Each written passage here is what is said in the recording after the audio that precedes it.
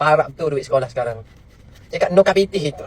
Kadang-kadang wis 10 jatuh awak balik nyucu dah, awak baliklah 2-3 rial lega lah sikit gitu. Tapi kan nak bagi tahu kat sekolah ni koperasi jual macam-macam. Letih lah kawan-kawan. Cikgu-cikgu pun janganlah jual macam-macam. Jual barang-barang asas yang perlu saja. Kalau pecik tu jual, kalau pecik 2 ya boleh kira lagi ni. Kalau pecik 4-5 riak cikgu. Ada nak patung tu duduk jual lah. Kita ni aduh letih cari pergi sekolah. Dah macam nak bayar gaji dah kan anak sekolah sehari 340. Kena anak 7-8 ke sekolah sekaligus. Lepas tu duduk jual cat kedis, duduk jual coklat coki-coki. Hei, kat UNO. Lepas tu barang-barang dadu pun ada jual dekat sekolah. Nak apa pun aku tak tahulah.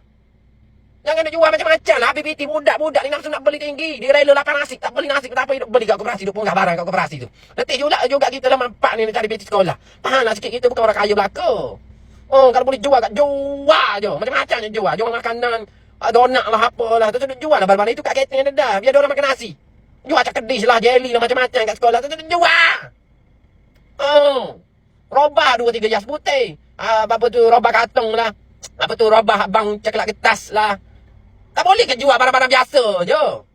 Penat lah macam ni. Duh. Lepas tu tak payahlah cakap dia saya jual. Dia beli nak macam mana. Budak sekolah kau jual tahi pun dia beli. Sebab dia memang nak beli. Apa siap.